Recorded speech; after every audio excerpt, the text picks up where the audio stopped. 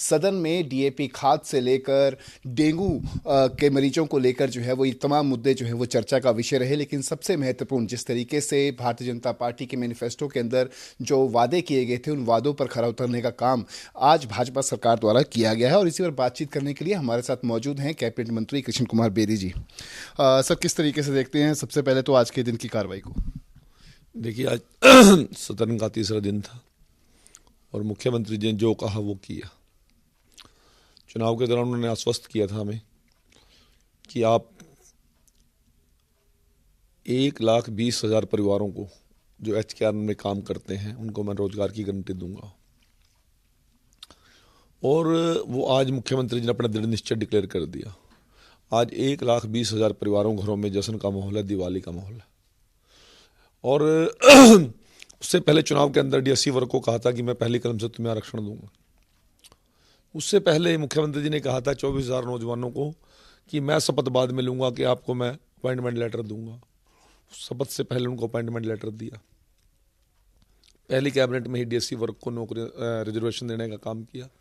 और आज सदन के तीसरे दिन मुख्यमंत्री जी ने 1,20,000 परिवारों को गारंटी दे दी कि आप लोगों को किसी प्रकार की मैं समस्या नहीं आने दूंगा। आपको मैं गारंटी देता हूं कि आपके रिटायरमेंट तक आपकी जॉब की मैं सुरक्षा देता हूं।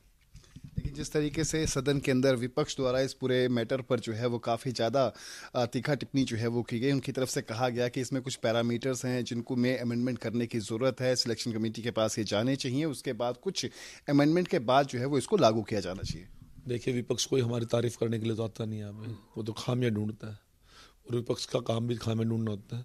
परंतु आज जिस प्रकार की खामियां वो बोल रहे थे वो बेसलेस थी, जिनका कोई आधार नहीं था, आधारहीन थी। तो मुख्यमंत्री जी ने सदन में जब जवाब दिया तो उनके पास कोई सवाल बचा ही नहीं था बकाया। और वो उस समय ये बात कह के गए कि ठीक है जी, हमने अपनी बात रखनी थी, हमने तो अपनी बात रख दी। तथ्यहीन यदि आप सदन के अंदर कोई बात करोगे तो उसका जवाब तो फिर बर्दाश्त करना पड़ेगा।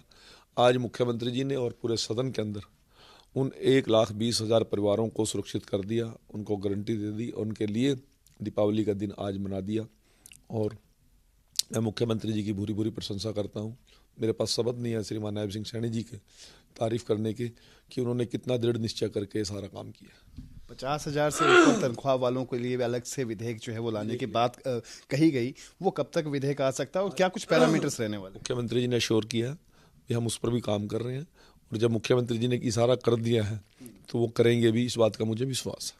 एक अंतिम सवाल सर, डीएपी को लेकर काफ़ी ज़्यादा चर्चा रही, लेकिन इन सबसे हटकर डेंगू मामलों को लेकर जिस तरीके से जो ध्यानाकर्षण प्रस्ताव लगाया गया उसमें किस तरीके से देखते हैं? कहा गया कि आंकड़ों के साथ जो है वो हेरा फेरी की गई है, आंकड़े जो हैं वो सही नहीं है, प्राइवेट हॉस्पिटल्स के आंकड़े जो हैं वो नहीं दर्शाए जा रहे हैं। डीएपी की बात के ऊपर मुख्यमंत्री जी ने महामहिम राज्यपाल महोदय के अभिभाषण पर सारी बात क्लियर कर दी थी। परंतु मुद्दा उठाने के लिए विपक्ष मुद्दे उठाते हैं, तथ्य कोई होता नहीं।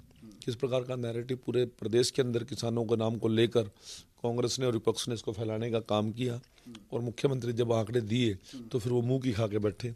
इसी प्रकार से डेंगू के बारे में भी आज हमारे स्वास्थ्य मंत्री और मुख्यमंत्री जी ने पूरे सदन को आश्वस्त किया कि जिस प्रकार की हमारी तैयारियां हैं, किस प्रकार से हम काम उस पर कर रहे हैं, उस सारे विषयों को लेकर हमारी सरकार गंभीर है।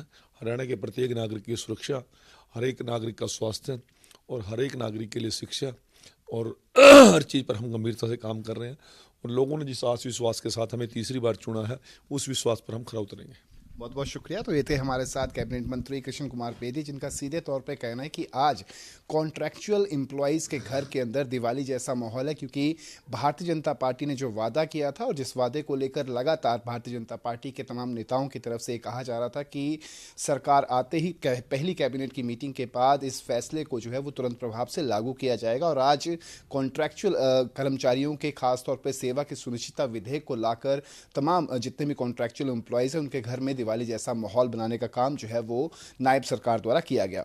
चंडीगढ़ से कैमरा पर्सन रिंकू मेहरा के साथ रवि चंदेल, सूर्य समाचार।